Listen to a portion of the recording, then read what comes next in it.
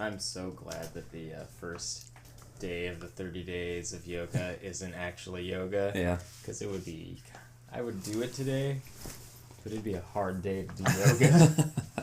Yeah, it's like that Beatles song.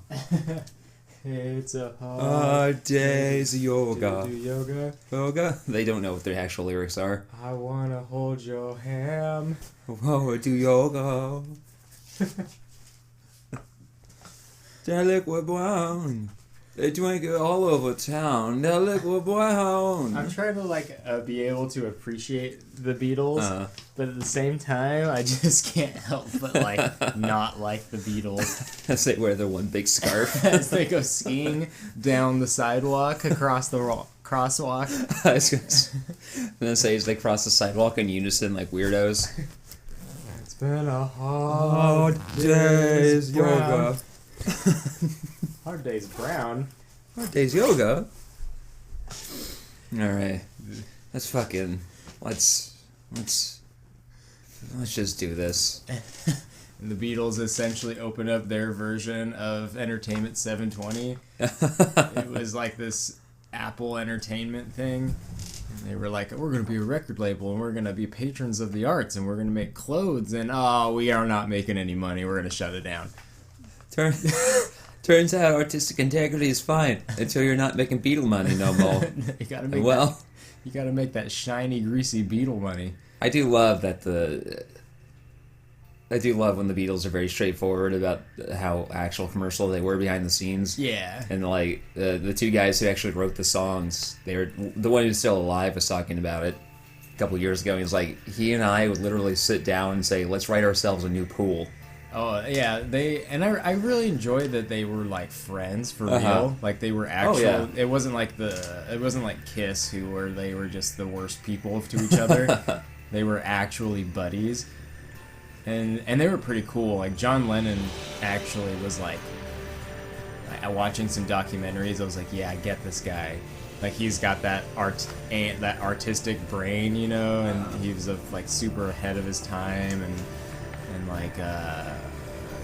George Harrison was the super rock and roll one, and Ringo was a fucking goofball. And I mean, there was some cool stuff about them, but man, the Beatles, I just don't really like the Beatles. So immediately, I'm really upset. Yeah. Because... Tell me why you're upset, and I'll try to tell you why I'm upset. So I'm upset because we just played 12 different Final Fantasies, right? Yeah. And there are all the trappings of a Final Fantasy here right now. And this makes you think you're about to play a Final Fantasy, but you're not. Yeah. And that's upsetting. Because they know what makes your heart, jump in your throat, and they know what makes your butterflies jiggle around inside. They know all the things that you want to see to make sure you're playing a Final Fantasy, and they're showing you all them. Look at this shit. Yeah. It's some Final Fantasy ass shit. Free, there's some things. There's some little things flying around, but this is not Final Fantasy. No, and we'll probably try to dissect poorly why this isn't Final Fantasy as we spend an hour and a half with this and shit all over it. I've been trying to think of what makes Final Fantasy Final Fantasy, and the soft answer I've come to is that Final Fantasy is effectively a part of the romantic movement within the fine arts. Oh. As a game series, I think it may actually fall under that, whereas in the romantic movement, it was all about exalting the human existence and all of our complexity, our glories, our terrible natures, our wonder, our fear, all of that, as well as exalting nature as a reaction to the industrialization of the world that was taking place, and the rational movement, where it's oh no, there is no wonder in the world. You can explain everything with just science. They can explain all of it. Whereas then these artists are fuck you, and fuck that, fart.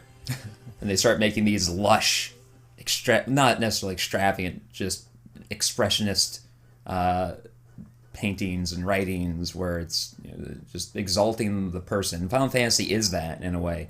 It's always been about a handful of people, sometimes even one person, saving going out into nature alone or just with each other.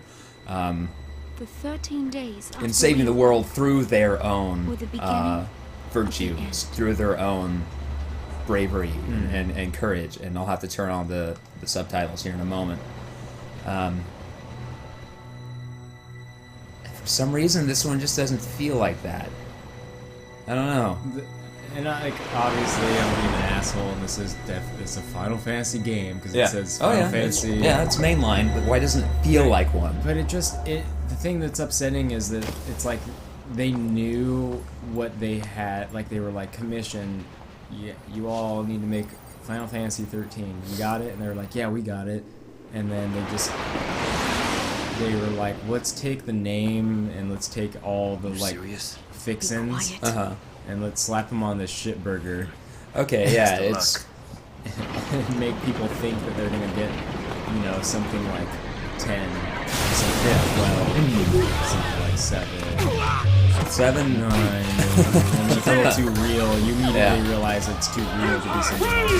Oh sure, yeah. It's just like it's just a bummer.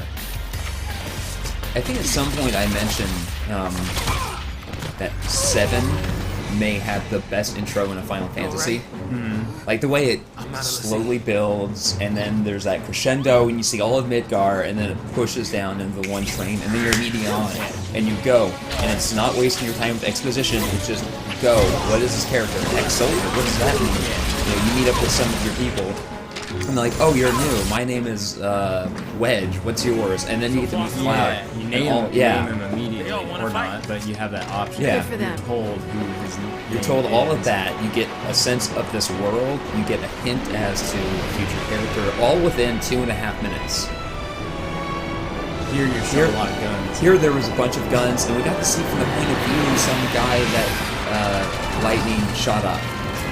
I remember reading about how the director wanted to fucking make some of that Call of Duty money and trying to hit that Call of Duty crowd, and you can immediately see it as like guy has rocket launcher Yeah. on his back, and whenever it isn't, she's got guns all around. She's probably under the news, but it's just like, it's some guns there. You see the guns? Oh man, there's so many guns. I know it's Final Fantasy, but did you see the guns? Yeah, and comparing this one to 7 is completely fair because they brought it on themselves. This one, I said during our 12 playthrough that 12 feels like the first time they became self-conscious of the fact that they were making Final Fantasy. This is when they became self-conscious of the legacy of 7, specifically. Lightning is very specifically supposed to be a new Cloud. They very much wanted her to be this new, as they saw it, co-face protagonist. And to their credit, they did make that character, female for the first time since 6. Like the last time that we had, primary female protagonist this early. And they even set this game on a train right at the start, like in 7, pulling into this what is supposed to be a wondrous city, but in every sense, it fails where 7 completely succeeded. Like that whole bit right there. I'm like, why? I don't give a shit. Don't compare it to 7, guys. It's its own game. It's like, but they did it. They did it. No, they were very specifically saying, yeah, this is kind of supposed to be a 7, and that's why they kept trying to force Lightning down our throat for 2 more games. I mean, her name's Lightning. Yeah, Cloud is Cloud. Exactly. Lightning, Squall, and Cloud. Like, that's not coincidence. They didn't just have... they were just in love with Sky names for a while. What do we do? Watch and learn. Imagine you're like, oh my gosh, like, okay, the cinematic's over, it's time to play Final Fantasy, here it comes. I remember, and then it started, and I was like, okay, yeah, this, Here it is, okay, here's the HP, here's the, what? Auto battle. I will defend the Gambit system. Fuck you, in your tutorial. Yeah, auto battle. Fuck. And who were the first guys that you fought in Final Fantasy VII? Some soldiers. Some soldiers. Just a couple of fucking soldiers who are like, there are rebels popping up on the train. Better get to my job. Whereas this is like some great big fucking... The sense of scale here isn't delivered upon. Fall back. In 7, yeah, it's just some soldiers, and then you start to encounter like some mechs as you get further down into the thing, and then when you plant the bomb, you get attacked by this great big guard scorpion, and it's like, holy shit! No, just throw the guard scorpion Right at the beginning. start. It even has a scorpion tail on it. Why not? But this one's like way more badass than the guard scorpion because it's also got like little like digging saws on its arms. Because it's so futuristic, but they haven't found anything better than sonic blades. And lightning's immediately doing all the impossible acrobatics and shit that were all over Advent Children. When, again, 7 starts with Cloud doing, like, kind of a flip off the train, and that's it. Nobody has ever done extreme crazy acrobatics I mean, they've fallen from great heights, but in a Final Fantasy game, nobody's just done that, and you certainly were never able to control a character doing that, and you are never able to control her doing that either. And it's no, it's complete, that's just a complete, cutscene ability of hers. Wave cannon. It's like why it's like why show your players something the character can do, but then never let them do it. Yeah, and right now we don't have access to any of the greater depth that will come with the combat system. That doesn't come for 2 hours, right? And it's not until you actually get that 2 hours in that you even start to gain experience. So right now we're fighting these battles for nothing. What's the percentage of it? Oh, that's the amount of damage that you have to do to something in order to stagger it so you can do real damage to it. Oh, okay. Yeah, So these early enemies don't have that. It's only after you leave the starting area that they start to... yeah, I know. Yeah. Hey, but you got 5 stars. Because that's why you gotta change up your... what are they called? Paradigms? Paradigms, thank you. That's why I had to change your paradigms. You've got like Ravagers that like build that meter up real fast, but then you got like Commandos who can lock it in place, because otherwise they'll just decrease for no goddamn reason. And those names make sense. Yeah. Oh goodness. Some people are gonna die when that hits. We did it. And let's talk about this city compared to Midgar, because it's supposed to be like real big and, you know, kind of awe-inspiring the way Midgar was. But there's no sense of scale to anything, for one. I have no sense of where anything is. You're just in a cavern. Yeah, it's just a cavern. You know? Midgar, you pull out from Eris up through the city. You get the city, car, train, building. And then, like, some smoke obscures your vision as you pull through one of the reactors, and then the whole city. And you go, wow, what is this place? Yeah. Whereas this, it doesn't do that. There's never a sense of scale. There's never a sense of... That's a good question. The perspective of these characters. They still haven't gotten that finger technology down at this point. It's Not still yet. just a big mid of sausages. Yeah. And here we go. We start the infinite runner. Yeah. We run down a corridor and stab things. This game would be better if it was just an infinite runner. Just like dodging barrels and jumping over spikes. Yeah. And I have a much deeper appreciation of 7, both for its virtues and its flaws. Sure, we can get through here. So, when I talk about this and compare it to 7, it's not because I'm like, dude, 7 is the best.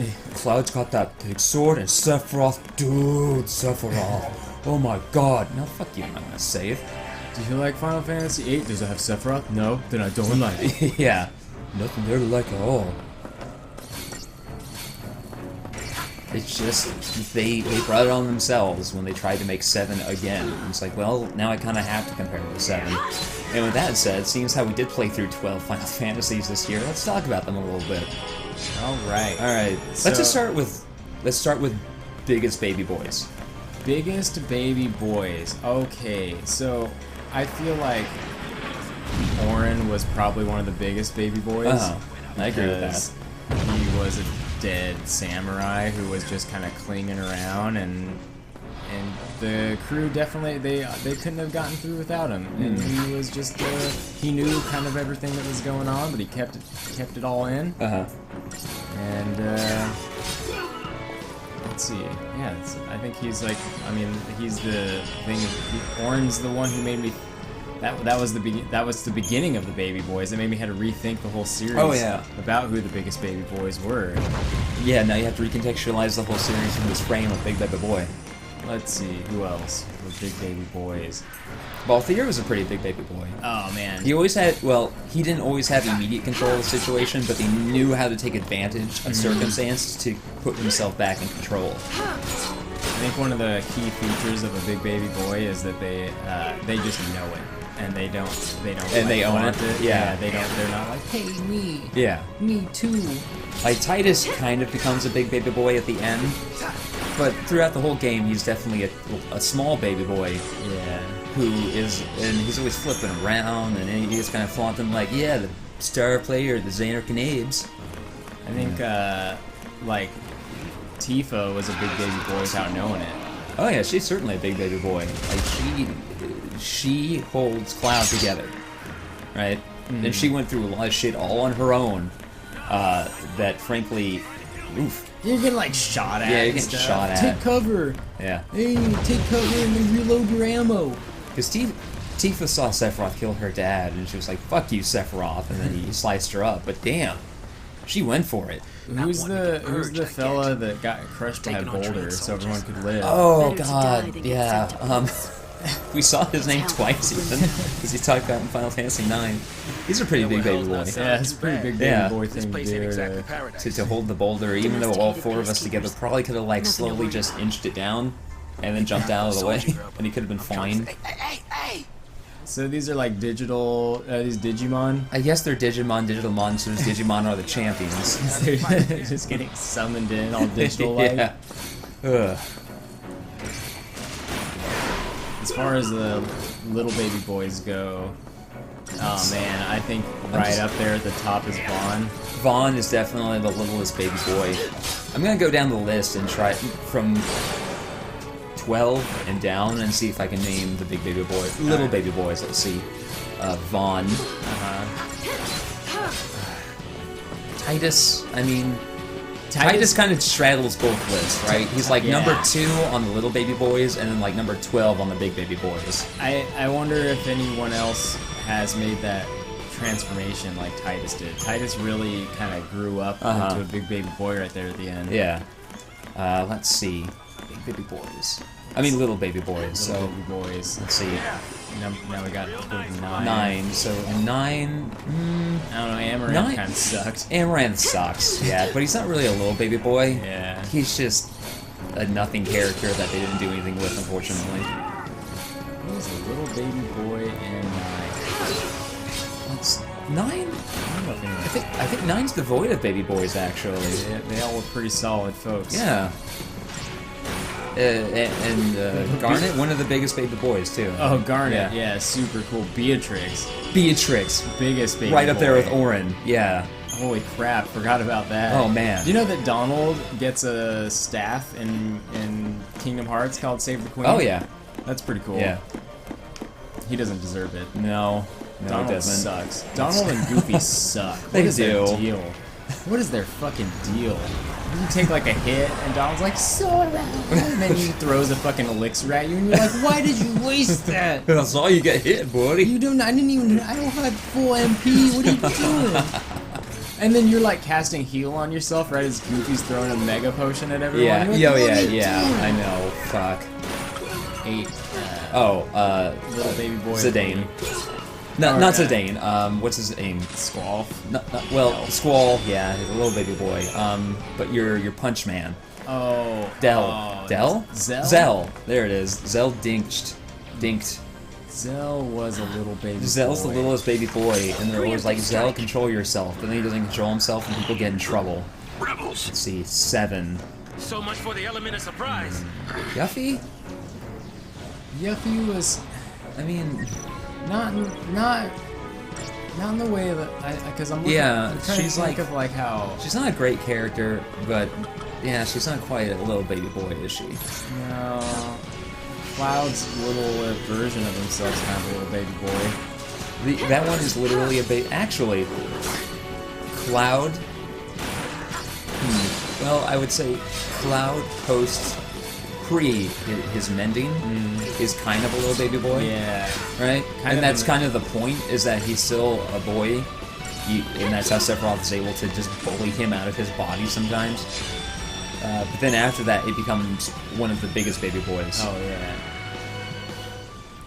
Let's see. Like Cloud, in fact, Cloud's little boy self inside of him is actually like the big baby boy version of him. That's true. Early on. Little baby boy. He's like, hey man, remember shit. You're being such a little baby boy. Here's more destruction. Here's a bunch of people that we never met or cared about dying. You're supposed to feel for them. Even though we had no idea what's going on. Even though our protagonists were prisoners of this society, and so we should, be upset or I don't know something like. But Destiny's Destiny, and Lightning's just like too cool. Hey Barrett, why are we blowing up this reactor? Because it sucks out the lifeblood of the planet, and if we don't take care of this, the planet's gonna die. Okay, fly. Kind of. I'm Eddie Murphy. Hey, that might get us across. Yeah, dude, you can't just grab a lady. Yeah. Oh, now she lost it. But Destiny's Destiny, right? So that was meant to happen. I mean, granted, I love Lightning's jacket. And I kind of like the asymmetrical cape. Yeah, I think she's super cool looking. Yeah. And I feel like there was a lot of potential for a cool character. And I totally see why Louis Vuitton was like, can we use this character as a digital model? Like, I get it. And I get why those Chinese people want to drive their Hondas with her. I forgot, it's not a Nissan Altima, it's Nissan Altima, but they still should have gone with it. Yeah. Because I think it has been called Altima at least once. Let's see, Final Fantasy VI. We're on 6. Little baby boys in 6. I don't know. Not really little baby boys.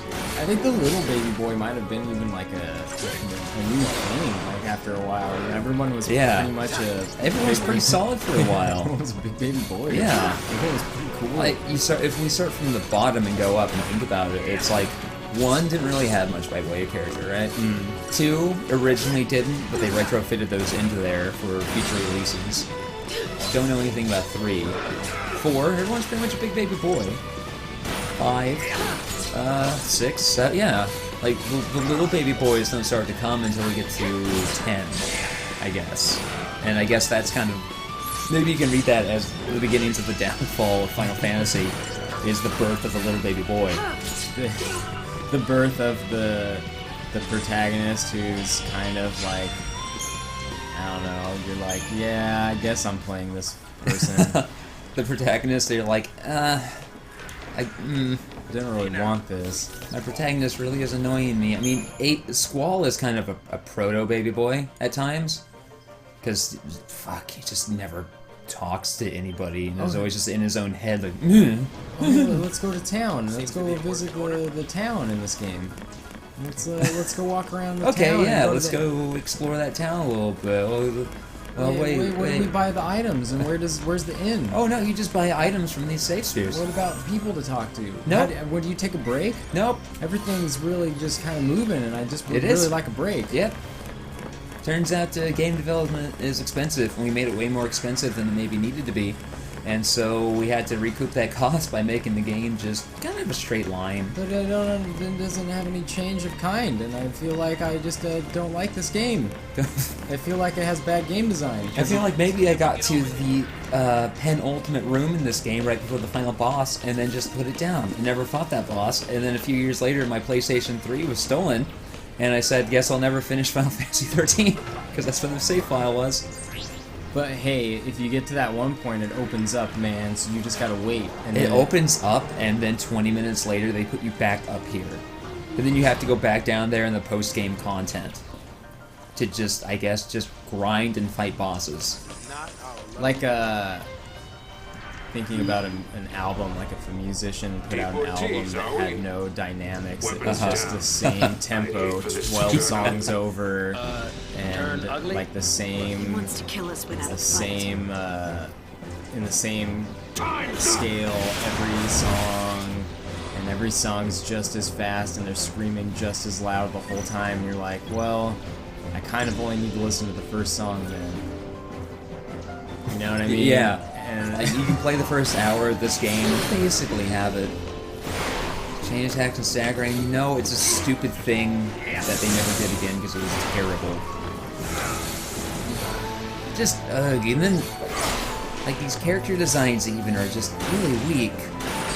Like, I'm looking at that main guy there in the middle, and he's somewhat reminiscent of the judge from 12. Just, if you ask the intern to try and copy the judge style. Like, the intern is pretty good at illustration, right?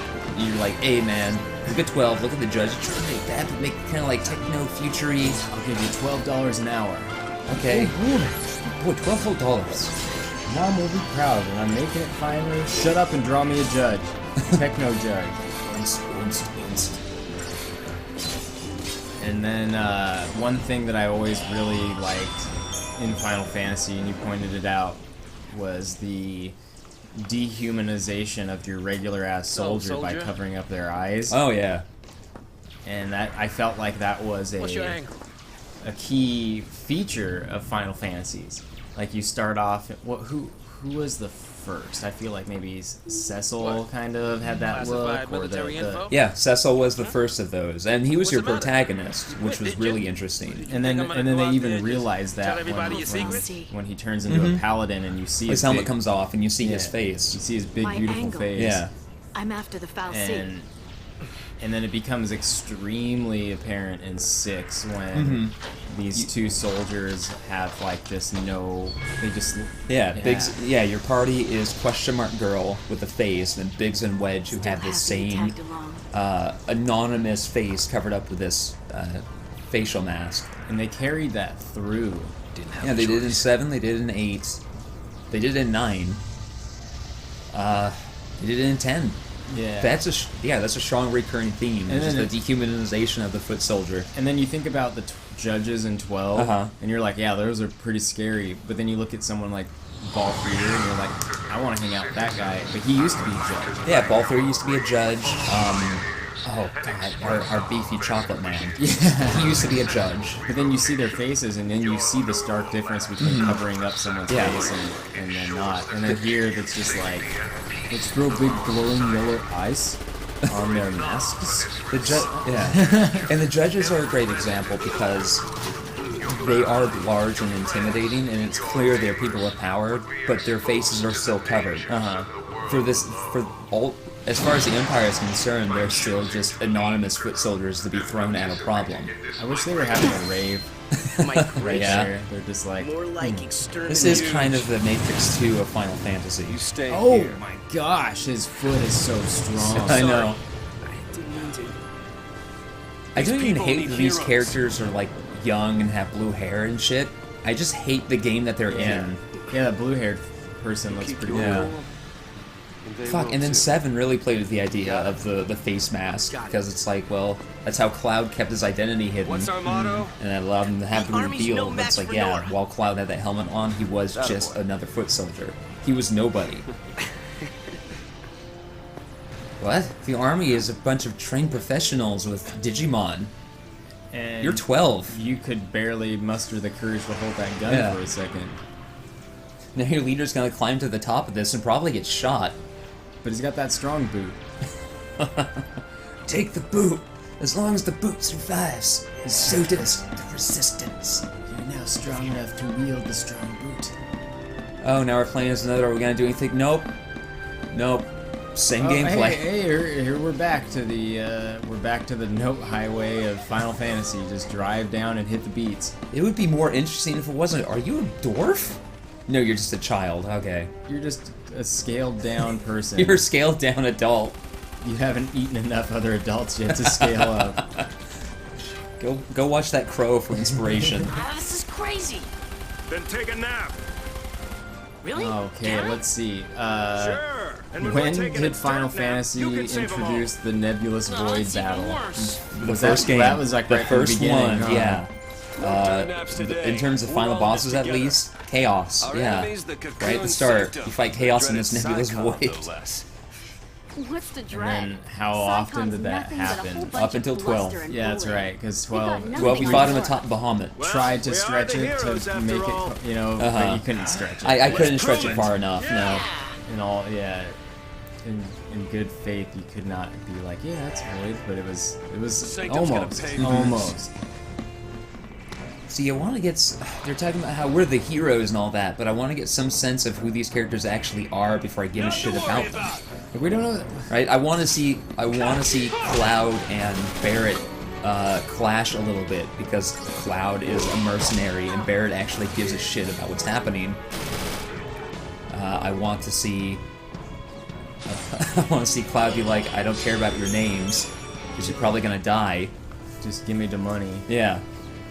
And then later realize that he was just putting it on a front, because that's how he assumed a badass like Zack would do things. It's just... I don't get any sense of his character from anything that he's done. He stomped on a little speaker, then he gave his underage friend a gun and told him to go fight to the death. And now he's just punching dudes. Why did he have a gun in the first place if he can punch men to death? Like, I really don't, maybe they said it, but I don't know why there's a resistance. I don't know what... they haven't said anything yet. We saw people on a train, and there are some people wearing robes. And it's fine to have mystery, right? It's fine to leave certain things unsaid for a while, but it is important to give us some sort of hook. And also, I should turn on... I was going to turn on the subtitles, everywhere. but I couldn't.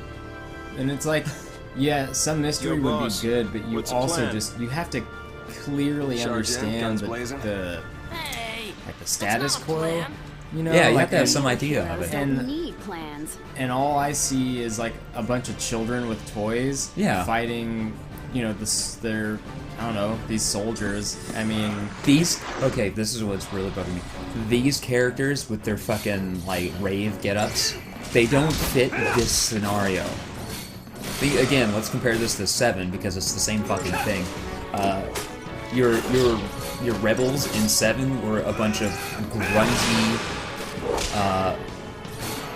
they're a bunch of, what's the word I'm looking for? Slum rats. Yeah. They literally live in the slums underneath this, and everything they wear is just like brown and blue and torn and worn down.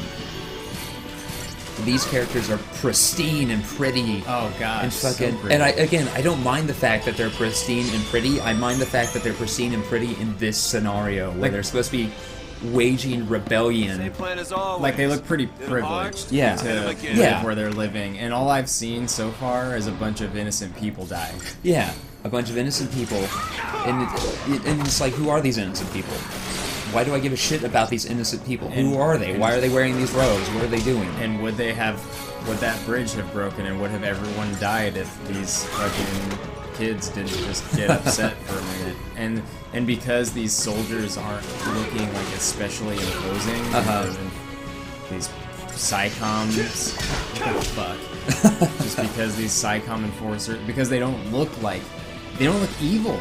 No, they don't. They just look like what you would expect the police in this place to look like. You knew that in the enemies in previous games, you're like, these are evil. Like, the way the design was, you were like, yeah, these fucks look pretty evil. There's something about the half mask having an advantage over the full body covering. Yeah. Like, the half mask with general armor, it's like, this feels like a person. These could just be robots. I don't know. These could just be robots. And let's compare it to 6, which opened up in the opposite scenario, where you were with the Empire attacking the innocent people, and you knew that they were the innocent people because it's this quiet, dirty little coal town, and it's just like miners and their dogs running at you and being like, we have to stop them, but then you're just fucking tearing through legions of them. I'm tearing through legions of these guards, but I don't have any sense what's going on. Hot mom. Now, if you were these guards and you were walking down this fucking infinite runner pathway and shooting these people, you would be like, oh, I don't feel good about this. Yeah. Or if we saw that those guards were kind of menacing this group or something, as opposed to being like 100 feet away from them for no reason. Because we don't know what was going on. We just saw people getting transported in a thing, and then they were like, let's shoot them with guns. The guy on the left was just a real man. Like he won some sort of get modeled in Final Fantasy competition. Yeah. And they're like, this is the guy that won there? Look at him. Volunteers front and center. Backers that send in $10,000 will get a reward that allows them to be in the game. I would love to do that, but then make the character the model after the person just the biggest loser. Like, they're just, oh man, I've got diarrhea. Like that they I got- can't stop pooping. I like that they got those Halloween glow sticks hanging Yeah. from the drawstrings of their hoodies. What the fuck? Like, just in case you got a rave, bruh. So I just... Hot mom. Yeah, feels good. Yeah, nice. Can you show me I again? won't. You got it. That's how it works. Dude, your mom's pretty hot. Yeah. Shut up, dude. They don't know what they're doing. No, and I want her to pick up the gun and it just goes off and kills everybody. Like, Moms they are don't know the tough. first thing about gun safety. They're like, whoa, whoa. Right. Quit pointing it at me, lady. It's the last one, boss. Moms are All tough. right, last Yeah, one. but that doesn't mean Somebody you know how to take use a it. gun. Yeah, fair enough. Anybody, any child, you, anybody, you child. I like how he's conscripting Push these comes to people shove. into war. Keep 'em safe. Into his war. And she's like, gimme, gimme, Yeah. mine. All Oh. Shoot. All That's right, the- lay low oh. and you'll be fine. We'll clear out the area. Like, And like, I think going what they're home going for is together. he's supposed to be like an inspiring leader. Yeah. Right? Like he Come on. has the kind of everybody charisma up. that you can assuage the fears of a whole group of strangers in the middle of a battle. Right. But I don't get that because it's just this motley of idiots. And he just conscripted a bunch of randos into his army. That's all I get from that. Because he basically bullied them into joining. Time to go, kiddo. oh, well, yeah, because that one person did not want the gun. No. No. What's his name? Hope didn't want the gun. And so Vanille took it.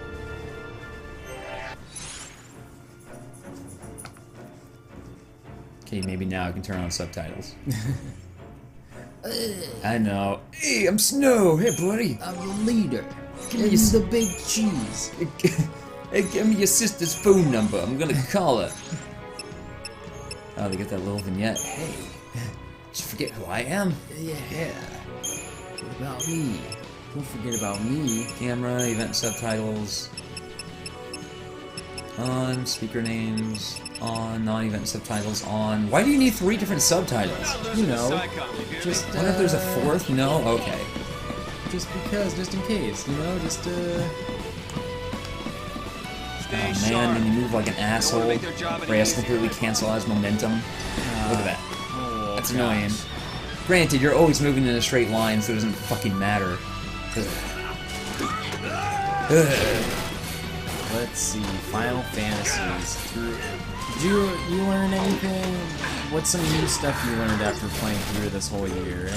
What besides like that whole, you know, overall thing you mentioned earlier? Oh, about it being kind of a video game romantic. Yeah. The significance of honestly, the significance of the face mask on the foot soldiers, that's something that had never occurred to me before. Bro, That's back actually a us up. very powerful recurring motif that they've utilized. It's hard to gauge as an overall lesson because of how different each Final Fantasy is from its predecessor. I was thinking about this the other day. It's like, again, trying to define what makes Final Fantasy is difficult because even though there are a lot of recurring elements, it's generally Western fantasy as viewed through a Japanese lens. And then sometimes it takes a trip into science fiction once you get to... there's science fiction from the beginning, but you get to 6 and there's a bit more, and 7 and then 8 especially. Like, there's always been a hint of science fiction there, but overall it's Western fantasy through a Japanese lens, but that's not terribly specific, whereas certain other series, like, if you were to ask me, like, what makes Resident Evil. Resident Evil, if you were to ask me what makes Wild Arms, because there are at least 4 of those games, it's like, well, it's a blend of science fiction, Western, and fantasy. Like, you can couch what it is within its genre, whereas Final Fantasy, to an extent, really defies that. It's like, yeah, it's fantasy, but it's so much more than that. And that's what makes defining it and trying to figure out what makes Final Fantasy so difficult. I just really like the stories of a lot of stories of kind of, I don't know, coming into adulthood or at least shedding the innocent outlook on life and preparing for the realities. Oh yeah, that's something that that's something that they use a lot. And it makes sense because many of the protagonists are very young people.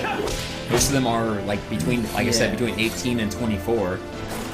And even the one thing that, if you were to ask me what makes Final Fantasy when I was younger, I'd be like, well, it's like you got magic and swords, but you also got like robots and shit. Yeah. But even that is kind of like the whole shedding the immature childhood fantasy because the real world is coming. Like kind of like the struggle between things. Like you got swords and magic, which is very fantasy and the time past, but then you got robots and guns and soldiers and shit. And so like that whole struggle of, you know, kind of innocence versus the rest of the world that isn't innocent. And they really work that idea a lot because they have the Empire. Almost all the time there's the Empire, Shinra, or the Federation from something. No kidding. Where often the Empire, Stay down. whatever it is, those people should just be dead. The Empire is like a very mechanized, futuristic organization, menacing our heroes, who are often a bit more, unprepared, a bit more immature, as it were. Sent out into the world a little too fresh. Yeah, seems to be a theme that happened from the beginning. Like and even in Final Fantasy I, you're sent out as like fighter, monk, black mage, white mage, and it's not until you go on this big quest that you actually mature, as it were, into knight, master, white wizard, black wizard. You think about VII, and our heroes are, if they were able to be represented in this high definition, they were probably all, like fucking deprived of sunlight, deprived of proper nutrition, deprived of nice clothes or anything. They were, and then they all of a sudden are cast out to the light of the world. And I imagine that was, if they could have had a really great cinematic for it, it would have been like really blinding. It would have been really comfortable. when they leave Midgard for the first time. Imagine like breathing the air of Midgard all your life, and then stepping out onto the world now. Stepping out into actual sunlight, you would have been like so vulnerable and just feeling everything that you've never experienced before. And that's something I like from Final Fantasy. It's like getting kicked out into the world, sort of, and having to deal with that.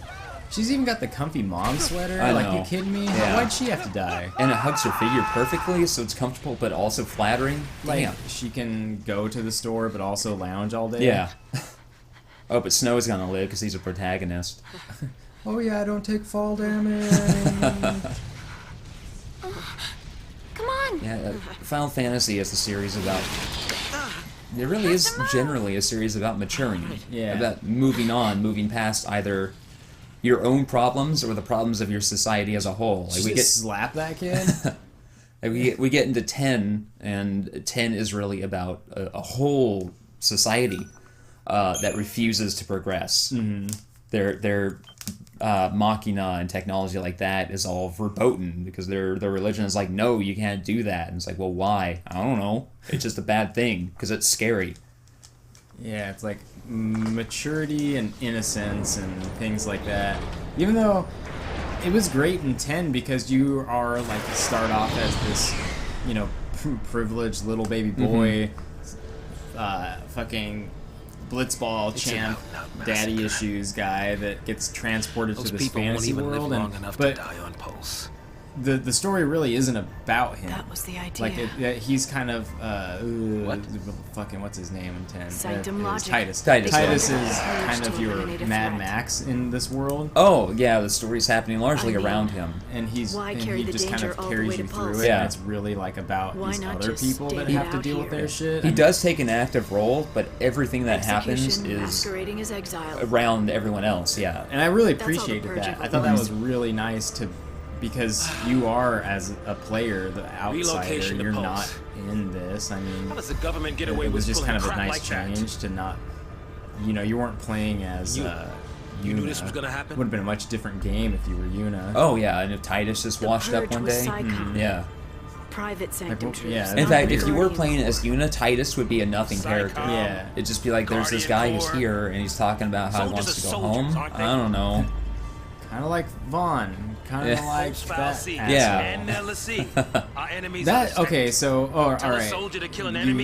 Talking about the whole, like, maturity and all that stuff, like, what the fuck was Vaughn's deal? He was inserted in the 12 to appeal to the kids. And it really, that's what it is. It really hurt the story. It did. Because you could have played as Ash. Mm-hmm. And that would have been made more sense. You could have played as Balthier. And that would have been a very unique experience for Final Fantasy to play as these fucking space pirates, but then they're your Mad Max into the world of what's going on. They have a much larger role, but again, like not playing as Ash is like I feel like kind of like the keystone of that whole thing. Like she's like this princess. And, like I said, she's similar to Yuna. She's all like about saving her kingdom and helping her people. Like, she's totally dedicated to that fact.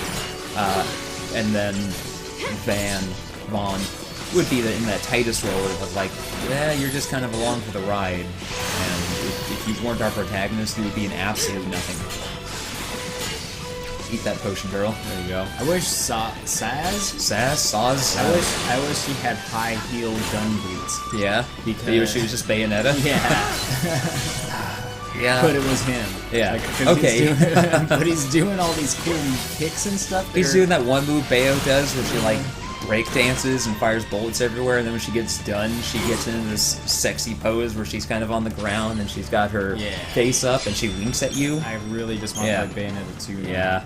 Bayonetta 2 is fucking amazing. We just cut hard to Bayonetta 2. Yeah. Like, oh, this is so much better in every way possible. I'm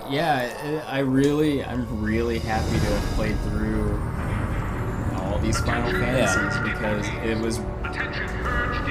almost felt like a thing that I had to say that I liked because I knew I liked Final Fantasy, but if someone was like, oh, you're like a Final Fantasy fan, I'd be like, yeah. You know what I mean? But I didn't really know why after a while. Okay, yeah. Because as a kid, it was like, oh, it's just fun because there's stories and there's swords and it's all cool. As a kid, it was like, oh man, it's cool, and I kind of got certain things, and the fact that so many of these stories are about maturation, coming of age, relinquishing your past, your childhood, moving beyond it.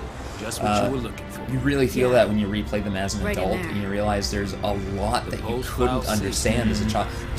I said this a lot during 7 because there was the most prominent. There are just story elements that it's impossible to appreciate as a child because you just don't have the life experience.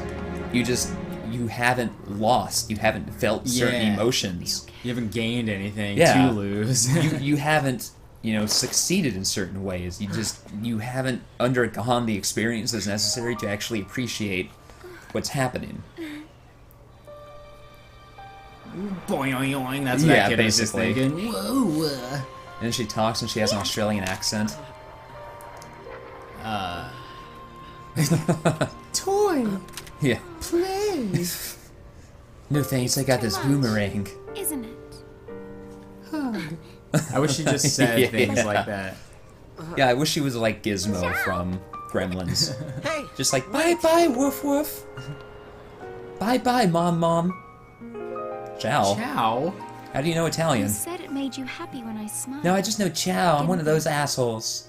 No, I said ciao, and I'm hungry. I I want was food. always afraid.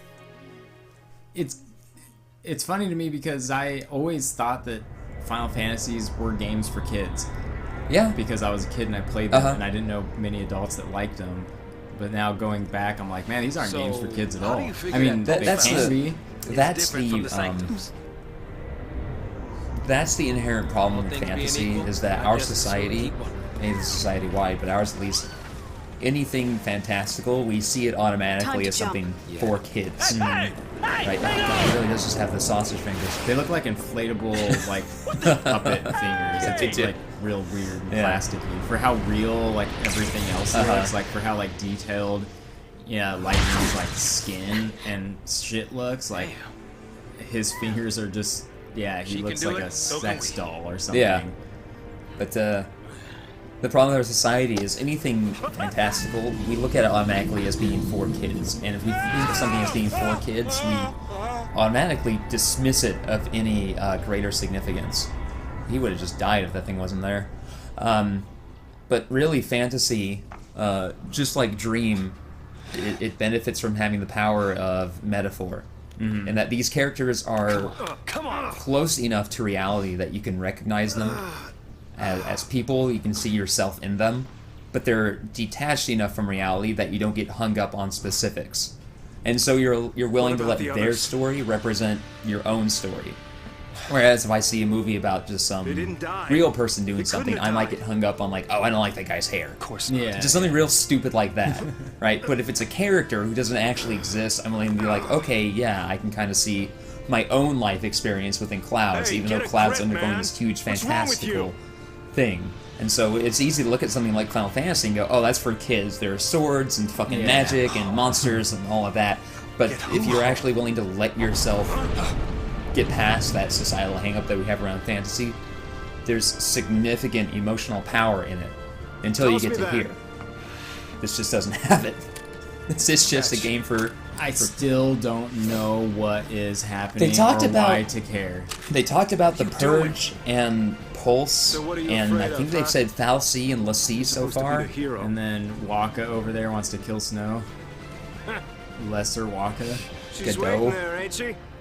Your lovely bride to be. And Vanille is acting as about time narrator you from picked time to her time in the way that Titus did, but we don't know her name yet. Whereas in 10, we had that beautiful opening where it's the whole party around the campfire right before they get into Xanarkand, and then it travels, Titus walks away, the camera follows him, and he looks out onto Xanarkand and says, this is my story, this is probably my last chance to tell it. Now you're And so when you hear him talking from then on, and then you're immediately introduced to him, oh, this is Titus, right? You have grounding. You have no grounding here. Who is Lightning? Who is Zaz? Who is Snow? Who are those two dipshits up on the bridge? Who's Godot? Who are any of these people? What's the Purge? What's Pulse? What's a Fal'Cie? What's a Lassie? What's any of this? Why are these people on train? What is happening? You gotta drip feed that fucking information throughout the game. Let's see, we are 52 minutes in. I'm going to go back to the Final Fantasy VII well, because fuck them, they brought it on themselves. We are 52 minutes in, and Final Fantasy VII would have blown up the first reactor, had that conversation with Tifa. We would have been well on our way to the second reactor by now. We might even have seen Cloud fall from the second reactor. And having that break, like, But yeah, there's no break. Like, because I can't gauge this where we're at in the story because it's just the same.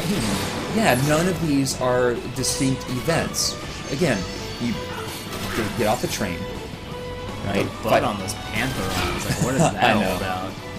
Like, again, going back to 7, there's, if you think about the whole bombing run as, like, the first major event, there are even small events within it where it's like, get off the train, meet your guys, go up, Cloud looks up at the thing, that's a small break, then you run into the big thing you just looked up at. And it's like, that's the first little bit. Then it slows down. Your party members open up the 2 doors. You go into the elevator, you press the button. Barrett gives you a little bit of exposition, and in giving you some exposition, you see some of the conflict between him and Cloud. Because Barrett's like, it's the lifeblood of the planet, it's super important, and Cloud's like, whatever, I'm getting paid. And then Barrett gets pissed at him, and he's like, I'm keeping my eye on you. And then I love that. And then you slowly make your way down to the actual reactor, and you get a quick flash of something that will be significant later on. But then you plant the bomb, and then after you plant the bomb, it sends this big robot at you. And then you have 10 minutes to get out of there. And then it explodes, and it cuts to complete silence. That's like 20 minutes. And there's 2 or maybe even 3 small segments within that greater segment. And then they go and celebrate, and they get drunk, and they pass out, and they like, and you're like, okay, there's a kid here. That guy ate it hard, though. Fuck. And you're like, this guy cares about this kid, and this lady cares about her friends and her bar, and these 2 have a history together. And I want to know about that, like, because that's interesting now. Whereas now we're an hour in, and we know nothing about these characters. I feel like we're still in the intro. I feel like a title screen is still going to come up somewhere and be like, Final Fantasy XIII. You're like, oh, that was just the intro. I think it is still going to come up. Oh. Actually. Oh. This is still the intro. Oh. Yeah. Yeah, where is it, right? Am I right? Where's the soul of this fucking game? Woo, basically talking about this game as a whole. Yeah? And there's this big thing, but I get no sense of that being a danger. Like, I think that thing's been sent in to purge them, right? Something on your mind? Maybe that's not what it's actually doing, but let's say it is there to purge them. If it was like moving along and basically just disintegrating people on these bridges, and it's clearly... Here's the thing, they're doing this, maybe they're doing this whole rebellion, and the rebellion's clearly going wrong. Or maybe it's even going well, but then they send in this super weapon, and they're willing to just disintegrate us. Yeah. Like, and it's killing soldiers and all that, and it's like, okay, that's who we're dealing with. Like, an organization that gives no shit about anyone down here. And that thing is just this death wall moving along, and now you have to run from that. Maybe that would give this some sense of pacing, some sense of stakes, instead of just, let's ride these cool bikes into the sky while guitars squeal. I can't remember any of the music from this fucking game. Almost every other game, you know, I might not, if I hear it out of context, I might not recognize it at first, or at least I might not be able to place which game it's from. Yeah. Like when I listen to the symphonic renditions of all the titles on the oh fuck, whatever it is, the albums they keep releasing. Yeah. I'm like, I know this song. I can't immediately place it, but I recognize it. But then I'll hear something from 13, and I'm like, what? What's this from? Oh, it's from 13. You're done when we are. Ow. That's the one. Like, who are these chuckle fucks? Didn't you have something to tell him? Yeah, That's the one that killed my mommy. but I'll go with you. I'm Australian. Oi. Gonna have me a Foster's. I wish he was just drinking Foster's the whole time. Like this thing. This thing is supposed to be imposing, but what is its function? It's just kind of hanging there. all accounted for. Get shot in the balls. Yeah, specifically. Oh, my balls. It's one bullet that hits one guy in the back of his balls, then hits the ground, ricochets in the balls of the other guy. One bullet, 4 balls. Oh. I wonder if we can skip this shit. Yep. Yeah, There we go. Woo! I would like to...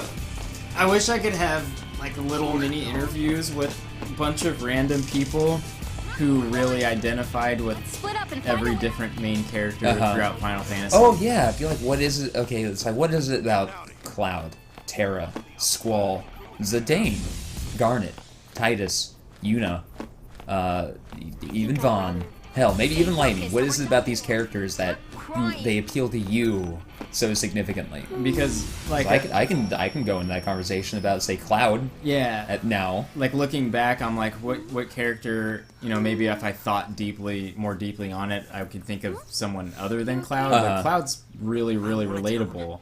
At least as he exists in 7 itself. Yeah, and so... But I imagine a father playing this and maybe You know how to really fly this? identifying with Barrett. Oh yeah. Or so. like All right. a friend who, In you go. of a person who kind of has feelings for a person, and they identify with like who's the lady, the teacher of Squall that is feeling... Quistis. Yeah, Yeah. but like maybe like something like that. You know, like I bet there's all these different people who play these games for all different reasons, and I'm kind of jealous. Like I wish I could played these games. You know what I mean? Like it would be nice to feel that, you know, and just it would. We have our perspectives, but we only have our perspectives. It would be nice to. It would be nice if we had a whole group that we could have done this with. Yeah. Like it'd be great to get the whole like warriors riding through together and just like, hey, do we all love Final Fantasy? Yeah, we do. Y'all want to play through them and talk about them? I mean, we did it once, but I'm willing to do it again. Like who is it? Like just and to see the pulse file C. Imagine seeing like a bunch of different people like spark at different points when they realize that they're that character in some way in their life. Like someone's probably Yuna and someone's probably not really a Squall, because what is Squall? Yeah, like it's like even now I'm trying desperately to think of what Squall is, and he was probably the first significant failure of a main protagonist. You know, I often just kind of like totally forget about 8. Yeah, and 8 maybe 8 needs to be scrutinized as hard as 13 in some ways, but I don't know. The thing about the PS1 Final Fantasies is it's like often whichever one is a person's favorite happens to be the one that they played first. Because that tends to be the one that introduced them to Final Fantasy.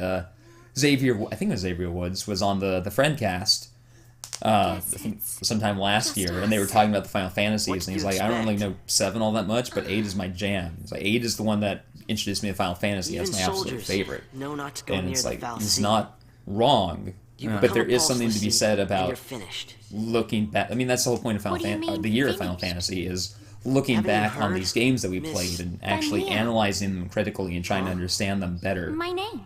Because that is a problem. It's like the one that you played first as a kid, you're going to have a significant... It's going to have a significant advantage in your memory, but if you do go back and play them, and 7 can be difficult to go back and play simply because of its graphics and some of the gameplay choices. Like, Let's look around. That's totally fair. We were making fun of Cloud's goat hooves 20 years ago today. Yeah. But if I think that for people for whom 8 is their favorite were to go back and be more critical, I think objectively that game is weaker than its predecessors or its successors. Yeah. It's just the narrative is much more confused. It shifts gears seemingly at random. You never quite know what the stakes are or how anything in this world works. And Squall is just a bad protagonist. He's just this po-faced melon boy. I know she said well, but it sounded like she said meow. This thing is mad. And why is it napping? It was like a Digimon, and they don't usually show up unless someone summons them, and it's up there taking a fucking nap. I was just wondering, like, why isn't this thing just a digital construct somewhere? It doesn't need to physically be here right now. It seems like it would make more sense for that thing to be stored in a local machine, and then when that machine detects a threat, it just produces this. I don't really get her weapon. I don't. There are some dumb weapons in Final Fantasy. Hers is one of the dumbest. Okay, back to exploring. It's not... it seems to be... It needs momentum. Yeah. It needs a lot... Like, she should be whipping that fucking thing around. Yeah. Like, there are 3 razors or something on the end of these wires, and she just, like... Or just hard balls, and she just, like, fucking whips it. Yeah. Right? Instead, it's just this leisurely, like, like she's casting a fishing line. Yeah, yeah. And it's not like they explode or anything. And she gets 3 attacks, so it hits 3 times, and it just seems like it'd be a huge mess. Like if she was constantly dancing with it and keeping the momentum going, that'd be really cool, but it just fails. Like especially that first strike, that really just fails to sell it. I thought this place was supposed to be empty. Yeah, I would, back on that idea of people like identifying with other characters, like that would be great to to see other people like click when they go, oh man, like if they had played these games before and then they're playing them again, they're like, oh shit, before I really liked this character, but now I see that I'm totally in this point in my life I recognize that I'm a lot like that character. Yeah, I mean, if you had played these games years ago, you're a different person now. It might not occur to you to go back and actually recontextualize the experience. There's when you read a game review, some outlets like to do replayability as one of their metrics, and RPGs generally rate low. Yeah. If it's something like a Vagrant story or a Chrono Trigger, something like that, where there's New Game Plus, they'll often get like medium, maybe even high replayability, but I think the replayability in RPG comes years after the fact. They're like some are just fun to replay immediately. I played 7 a whole bunch of times just because I find it to be really fun, even though I wasn't trying to recontextualize or understand it. But RPGs being these big story-driven experiences, just like any piece of narrative media, I think benefit from reassessment as your life progresses. And what do they want me to do? Is Snow over here? I don't know. They want you to fight these little beanbag robots. Fight these beanbag robots, but they're squares. They're square hula hoops. Yeah. Are there any characters and enemies in this game? These Zwerg Scandroids. Are there like cactars or anything? Noodles? I don't know if they're maybe down on the world itself, but I never spent any real time down there. They're bombs. Are there bombs? There might be. There might be a bunch of stuff. I feel like in some way you just kind of need these things to be like, oh, okay. Like even if a bomb wasn't an enemy, but it was like a motif somewhere or something, just to like, I don't know. It's just nice to see. Like it's just nice to ground it as a Final Fantasy. Like something to ground it. Those treasure chests are super satisfying to open, as they don't open at all. Yeah. And as they just keep spinning and then give you something. Like, they're just still doing the same exact thing they were doing when you saw them. It's amazing. Oh, it's another one of these robots. Because you can look at Final Fantasy as, when asking the question, what is Final Fantasy? You can look at it as a collection of motifs. You can look at it as a collection of themes. If you're going to make a Final Fantasy, you ought to have one or the other. This doesn't really have one or the other. Nope, it just has the name. It has the name. And our protagonists, like, their whole goal is the most selfish of all of them. It's like, oh, we've been cursed by this thing, and if we don't complete its nebulous task, you don't even know what it wants them. They don't even know what it wants them to do, and that's not even all that interesting as a narrative beat. They're just like, what does this thing want us to do? It's like, I don't know. It doesn't tell people what it wants them to do. That is fucking stupid. Why would it give somebody a quest that it will? It gives them a curse to where if they don't complete a quest, they turn into some fucking crystalline monster. But it doesn't tell them what the oh, okay, there's a jump point right there. Oh, but you totally should have known that. Yeah. It's like, okay, so this thing gives people curses, and if it doesn't complete its quest, it'll turn them into a crystalline monster, but it doesn't tell them what the quest is. And so most of our conversations are just, what are we doing? Like, your party shouldn't be having the very conversation that the player is, not when that question is, what are we doing? And especially, like, geez, like, there's no hook. Like, I mean, I'm just still, like, if I were... Now I remember why I barely played this game, because it's just, even then, before I was able to, like, really critically look at something like a game and why I like to play it, I must have been like, this is boring. Like, this is just making me want to play 7 again. It's In fact... it's just... Boop, boop, boop. Like, just the intro. Like, yeah, let's do that. Let's just do the bombing run. Yeah. Let's time it. Yeah, I was done. I'm done with 13. I'm done. I started recording it over the summer, and then went, I don't want to do this. I don't want to do... Oh, here's the cool thing you can do. If you, with the Elgato anyway, if you detach the HDMI cable a little bit, like kind of just pull it out at an angle, you'll still get an image, but everything will be pure grayscale. Oh.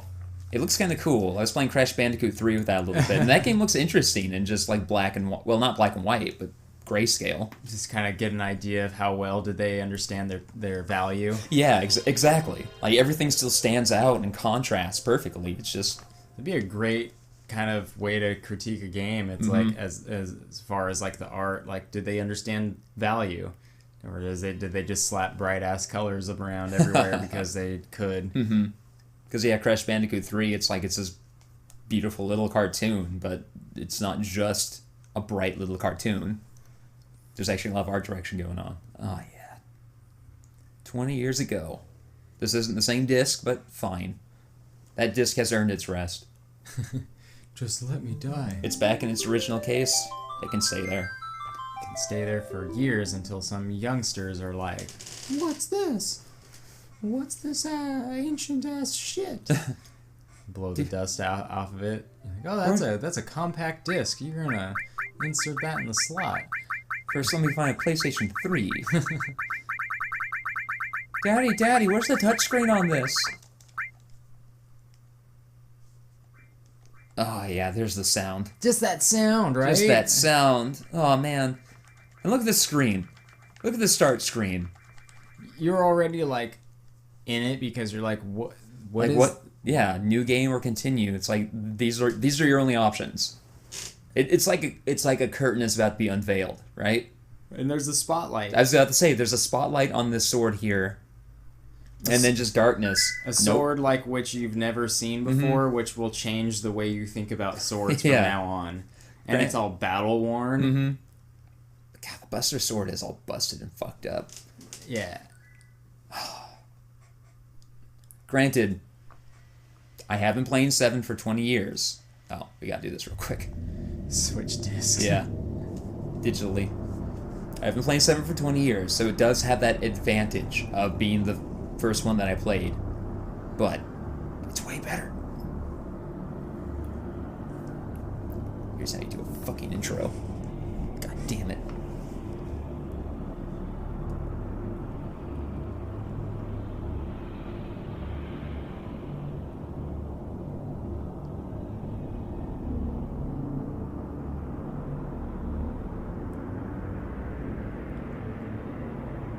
Hear the cry of the planet.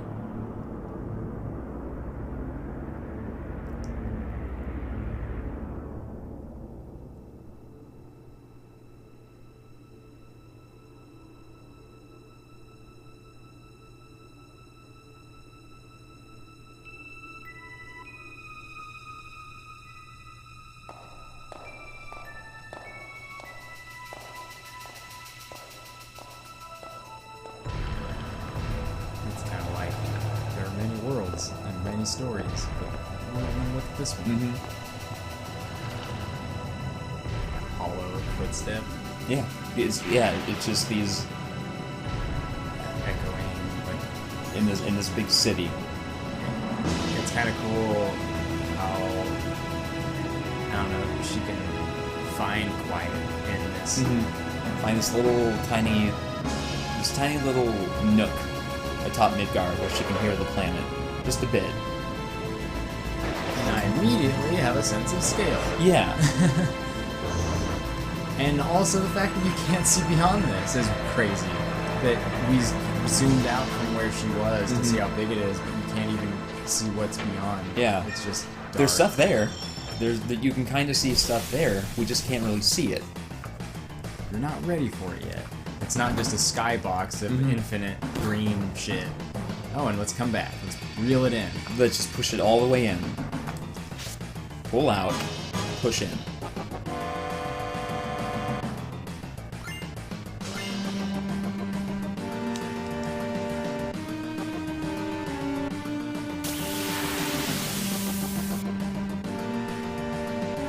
Okay, Barrett's the leader. That's immediately apparent. Why? A, he gestured at you to follow, and then B, he said, come on, newcomer, follow me. That's all you need. Ex-soldier, what?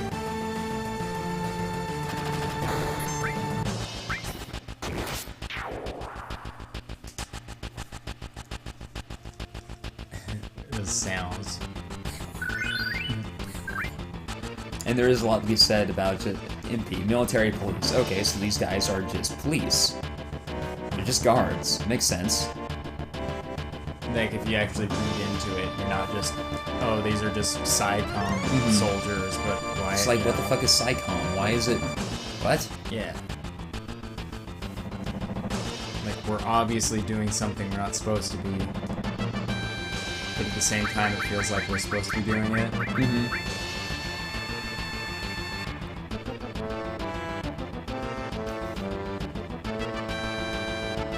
These two never shut up.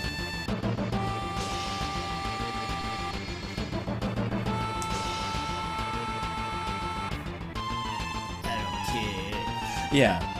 Once this job's over, I'm out of here. And it's fun because this is how Cloud is right now, because he's putting on a front and trying to act like how he imagines Zack would have acted.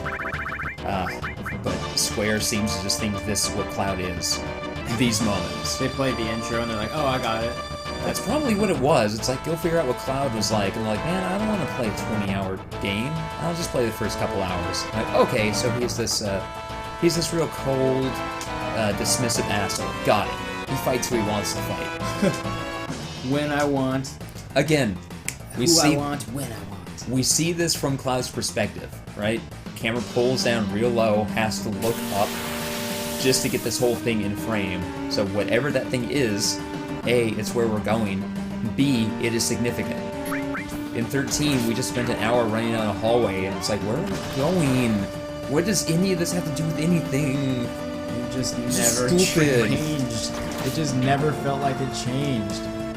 Because one hallway was the same as any hallway in that opening bit.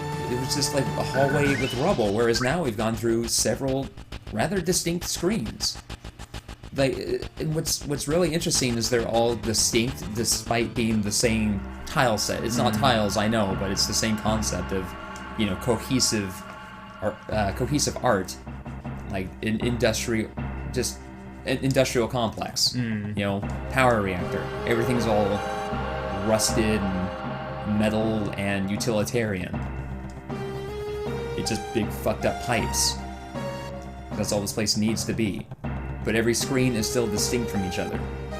Don't get lost, because you're like, wait, isn't this the same as that other screen? What? Oh, and then we're getting an idea of how the world works.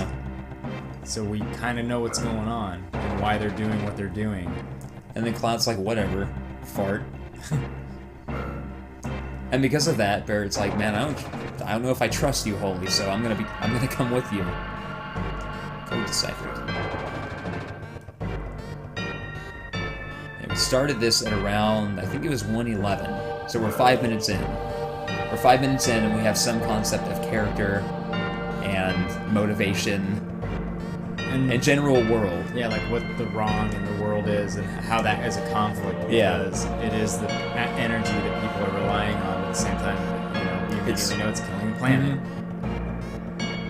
Also, a lot to be said about the fact that your protagonists in this game are eco-terrorists. Yeah.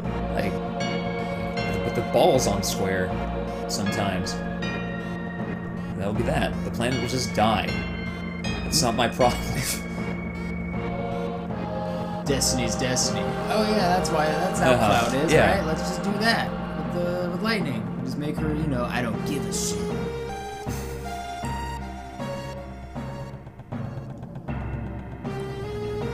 Like that was his gun arm, and so it seems to be implied that he genuinely wants to kill Cloud right now. Like, Barrett is so serious about this. Here's what you get from that little exchange and that little moment. A, Barrett takes this real seriously. B, Barrett's pretty temperamental. C, Cloud doesn't give a shit about anything. All of these are issues that they need to address throughout the game. Yeah. Because Barrett cares a lot about this, but he's not exactly going about it the best way. Because he will kill, he'll blow up this reactor, and that kills a bunch of innocent people. There's a part toward the end where Kate Sith calls them out, and it's like, how many people do you think died when you blew up that reactor? Like, Barrett is super duper desperate. Like, he just wants to end this the quickest way he can think of. Like, and he is so temperamental that he would just be like, yeah, let's just go blow it up. It makes me think of Yuna being like, we did these things, but we never thought about it. Why did we do it this way? That was Yuna, right? That was Yuna. Was that in yeah. 10 too? That was in 10 too. That was one of the few good parts about 10 too, where she's like, we at the time we thought it was our only choice, but we didn't actually consider what our options could have been. Like we watched everyone die, like we just did it. We killed them. They threw away their friends that got them through that whole journey. Barrett is so desperate to solve this problem that he will just, could as very easily kill Cloud if Cloud wasn't important for this mission. Especially with Cloud being an ex-soldier, it's like there's an automatic level of distrust there because he did directly work for the enemy. And Barrett could probably really easily justify killing Cloud if he did. Just like he could justify killing so many people by blowing this shit up. And to compare this directly to 13 again, it's nice to be fighting all these battles and be getting stuff for it. Oh yeah. Here's some potions, here's some experience, some gil. You're like, you get it. You're like, even if this was your first entry into the series, which for me it totally was. This was my very first Final Fantasy. Yeah, or your first RPG in general. You just don't know how this shit works. You're used to like Mario. Mario doesn't get stronger. Yeah, that was my case. I played platformers and the occasional fighting game, and Zelda, but I never played an RPG like this. And so you're probably asking yourself, like, why do I have to do this? And I see now. I get it. I have to do this because I get stronger. Not even just get stronger, you get more things. See, what are these guys called? Grunt. Okay, Grunt, that's just a basic foot soldier. Sweeper. I mean, I don't know what that name means specifically, but at least I can pronounce it.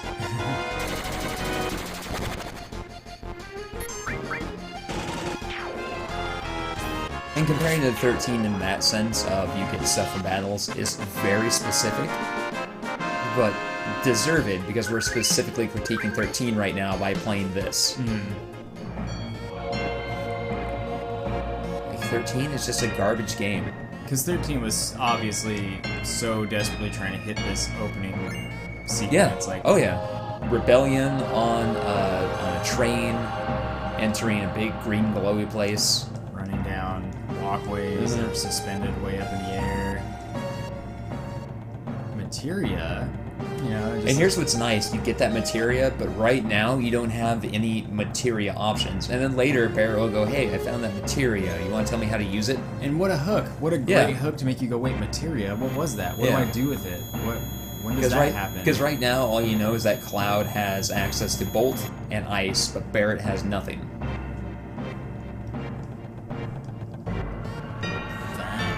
Be my guest. And then here's another hook. You're like, wait, who's talking?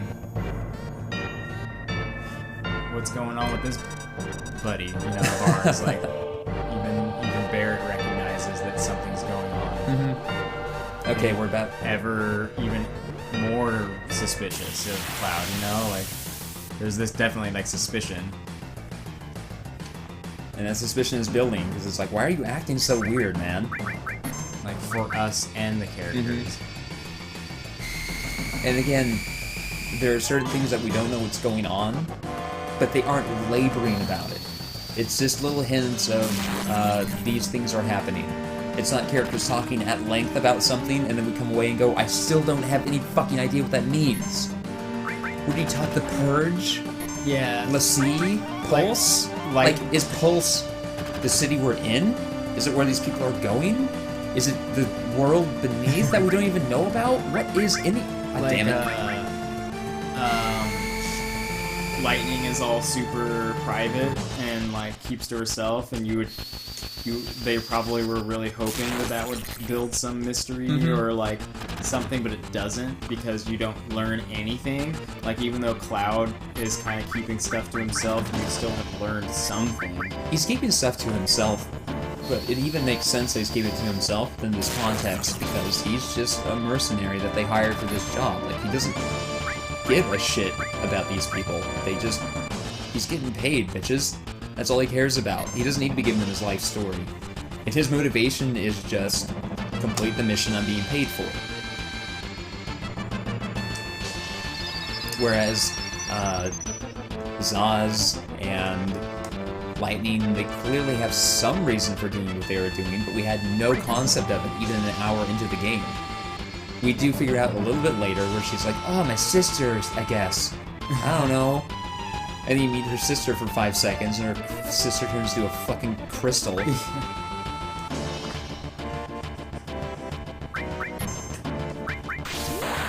This thing.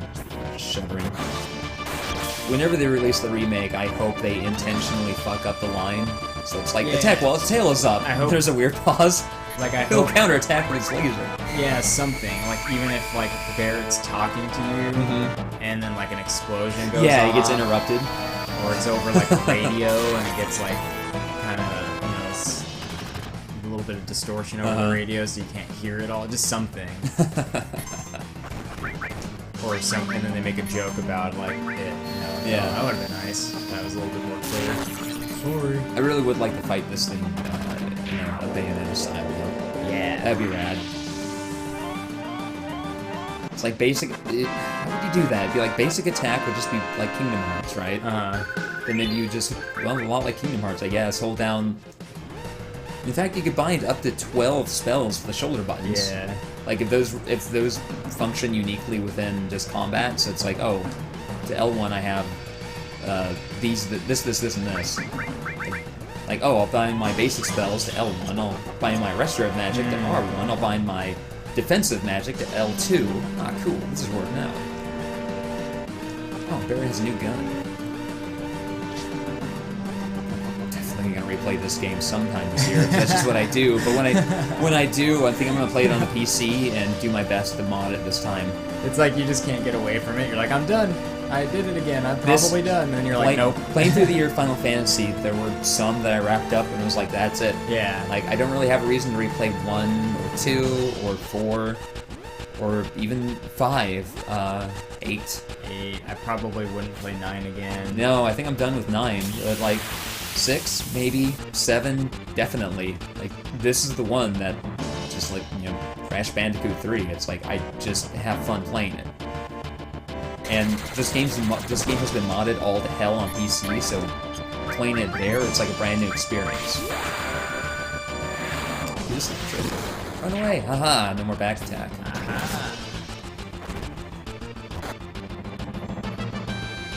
Big shot.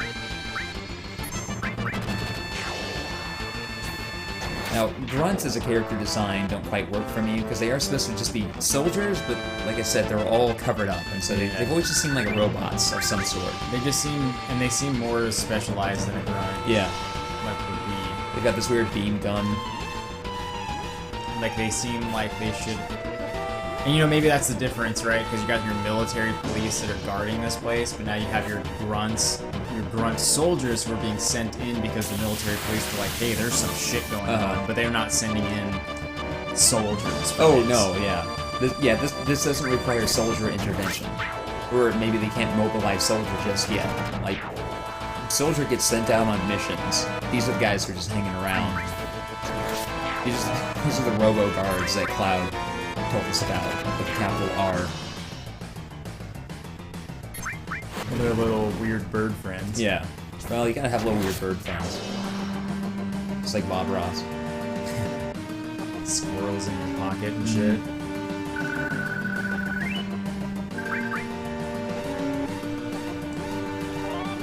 Jeez, Cloud, chill out. You're just a little bird, buddy. You don't gotta just splatters. Just hits it with the broadside of the sword. So someone, I don't know who it was, but somebody was comparing the music in Final Fantasy to the music in the Persona series.